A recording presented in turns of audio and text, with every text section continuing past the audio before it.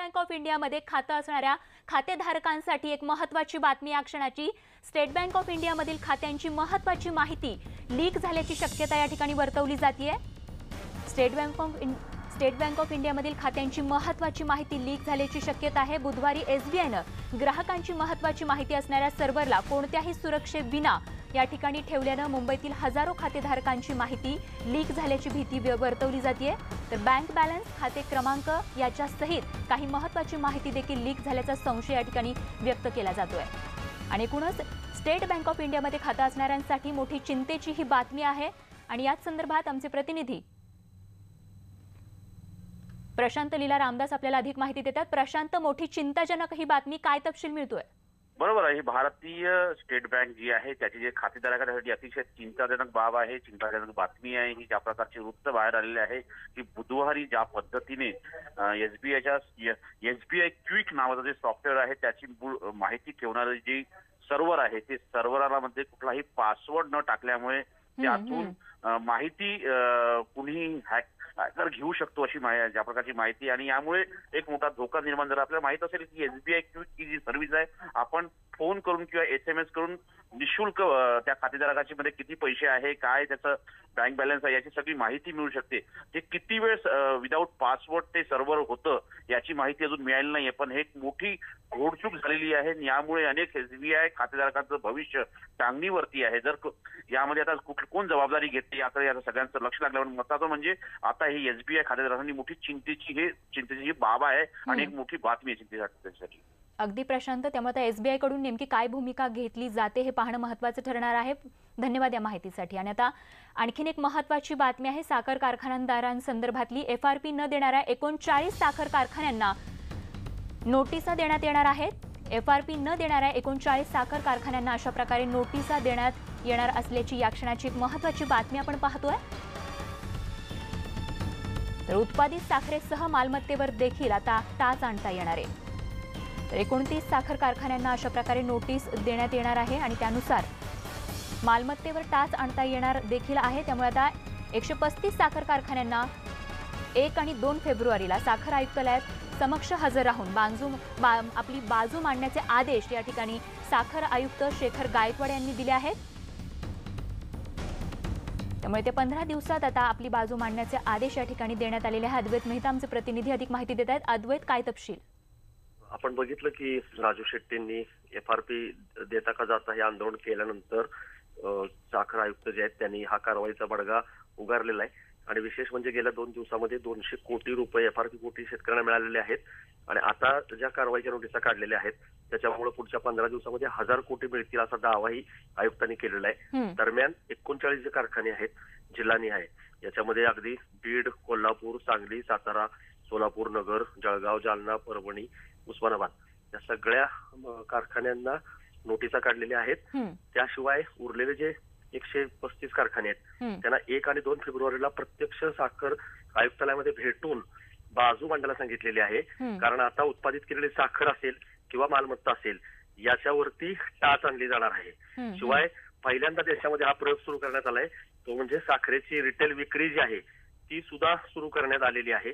त्यामुळे कुठंतरी हा जोरदार दणका या सगळ्या साखर सम्राटांना, शुगर लॉबीला बसलेला आहे आणि शेतकऱ्यांच्या पदरामध्ये त्यांची हक्काची जी रक्कम आहे ती पडण्याचा जो मार्ग आहे तो आता खुला झालेला आहे। अगदी अद्वैत, त्यामुळे लवकरात लवकर शेतकऱ्यांना दिलासा मिळेल अशी आशा करूयात। आणि आता राजकीय वर्तुळातून एक महत्त्वाची बातमी आहे। राष्ट्रवादी काँग्रेसची पहिली यादी जवळपास निश्चित झाली आहे आणि यामध्ये 11 मतदारसंघांमधल्या उमेदवारांच्या नावावर शिक्कामोर्तब होणार आहे। तर 5 विद्यमान खासदारांना यामधून पुन्हा संधी मिळण्याची अपेक्षा आहे। तर साताऱ्यामधून उदयनराजेंचं तिकीटही कन्फर्म करण्यात आलंय।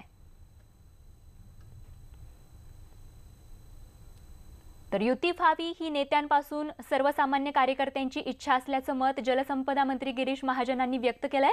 आगामी निवडणुकीत युती निश्चितपणे होईल असा विश्वास देखील त्यांनी व्यक्त केलाय। निश्चित युतीसाठी आमचे प्रयत्न या ठिकाणी अजूनही चाललेले आहेत। आमची सगळ्यांची इच्छा आहे, आमच्या नेत्यांची इच्छा आहे आणि अगदी खालपासून कार्यकर्त्यांपासून सर्वांची इच्छा आहे लोकप्रतिनिधींची की ही युती झाली पाहिजे। युती झाली तर सगळे आम्ही इंटॅक्ट राहू आणि त्यातून एक चांगला निर्णय या ठिकाणी राज्याला, देशाला या ठिकाणी मिळणार आहे। आणि म्हणून सर्वांची इच्छा आहे खालपासून वरपर्यंत कार्यकर्त्यांची, आणि म्हणून नेत्यांनी सुद्धा ही समजून घ्यावी. निवृत्तीनाथ महाराजांनी माऊलींनी सुद्धा त्यांना एक चांगली सुबुद्धी द्यावी अशी प्रार्थना मी पांडुरंगाच्या चरणी केलेली आहे. बातमी कोल्हापूरहून. कोल्हापूर विमानतळावरील नवीन टर्मिनल बिल्डिंग आणि ATC टॉवरचा पायाभरणी समारंभाचं उद्घाटन येत्या शनिवारी केंद्रीय मंत्री सुरेश प्रभू यांच्या हस्ते होणार असल्याची माहिती खासदार धनंजय महाडिक यांनी दिली आहे. येत्या वर्षभरात विमानतळावरची सगळी कामं पूर्ण केली जाणार आहेत. तसंच कोल्हापूर विमानतळ विकासासाठी 270 कोटी मंजूर झाले असून त्या अंतर्गत सर्व महत्त्वाची कामं या ठिकाणी आता सुरू झाली आहेत. तर सध्या उडान योजनेअंतर्गत कोल्हापूरमधून बंगळुरू आणि हैदराबाद विमानसेवा सुरू आहे, तर येत्या महिन्याभरात मुंबई विमानसेवा देखील सुरू होण्याची शक्यता आहे. नाशिक जिल्ह्यातल्या त्र्यंबकेश्वर इथे निवृत्तीनाथ महाराजांच्या समाधी सोहळ्यामध्ये महापूजा संपन्न झाली आहे. पालकमंत्री गिरीश महाजन यांनी सपत्नीक या ठिकाणी पूजा केली. राज्यासमोरील दुष्काळाचं संकट दूर व्हावं असं निवृत्तीनाथांना साकडं त्यांनी घातलं. तर निवृत्तीनाथ महाराजांच्या समाधी सोहळ्यानिमित्त राज्यभरातून आलेल्या दिंड्यांनी या ठिकाणी रिंगण करून माऊलींच्या नामघोषाचा गजर केला. तर या रिंगण सोहळ्यामध्ये वारकऱ्यांसह शालेय विद्यार्थ्यांनी देखील मोठ्या संख्येनं सहभाग घेतला होता.